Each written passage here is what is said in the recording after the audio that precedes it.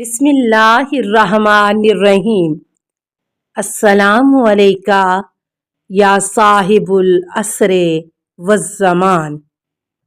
ان حوادث کے باطنی اسرار حضرت خضر علیہ السلام نے پہلے کشتی کی داستان سے شروع کرتے ہوئے کہا، لیکن وہ کشتی چند مساکین سے متعلق تھی جو اس کے ذریعے دریا میں کام کرتے تھے۔ میں اسے ناقص بنانا چاہتا تھا کیونکہ جانتا تھا اس کے پیچھے ایک ظالم بادشاہ کا ہاتھ تھا جو ہر سالم کشتی کو زبردستی غصب کرتا تھا۔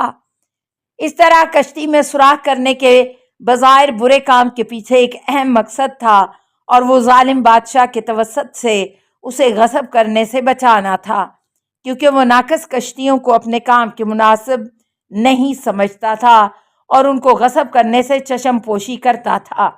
مختصر یہ کہ یہ کام مسکینوں کے گروہ کے منافع کو بچانے کے لیے تھا اور اسے انجام پانا چاہیے تھا۔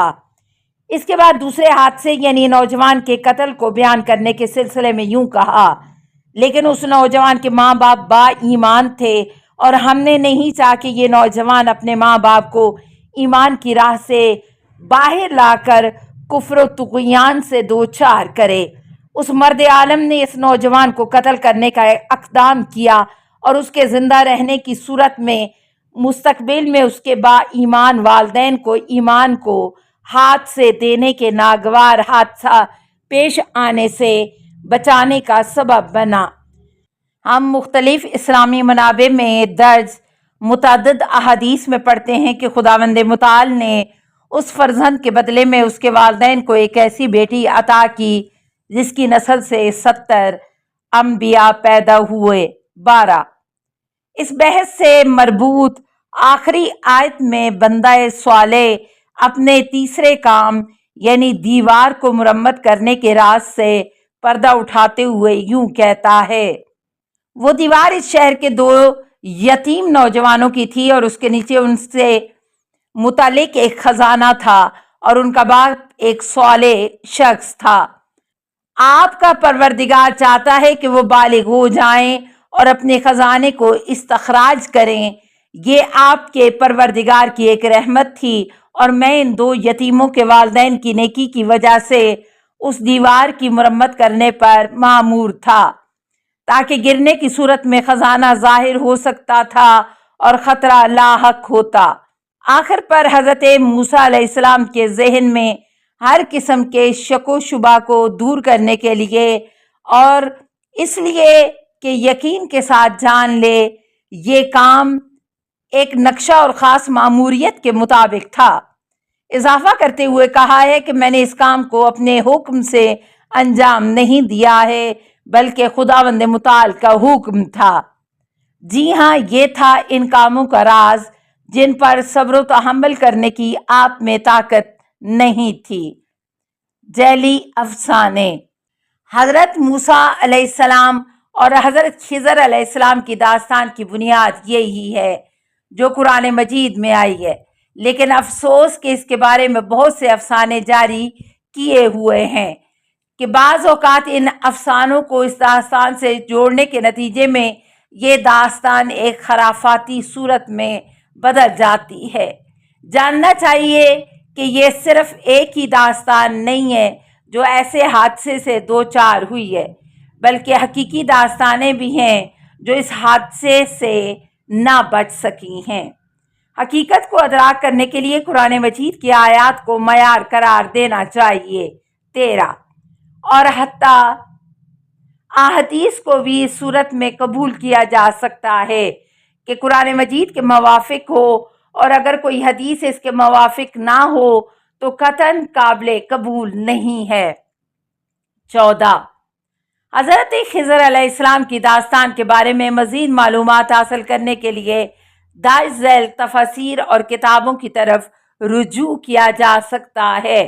نمبر 1 حجہ البیان جلد 6 سورہ کہف کی آیت نمبر 65 سے 81 کے ذیل میں۔ نمبر 2 نور الثقلین جلد 3 مذکورہ آیات کے ذیل میں۔ نمبر 3 المیزان جلد 13 مذکورہ آیات کے ذیل میں۔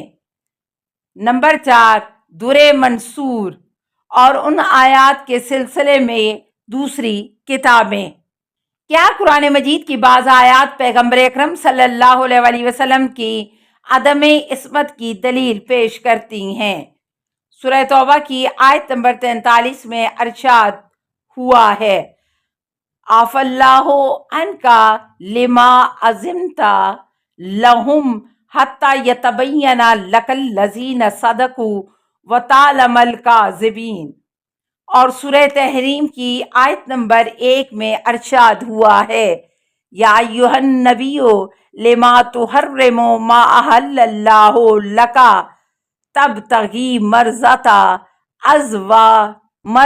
ازواجک واللہ غفور رحیم۔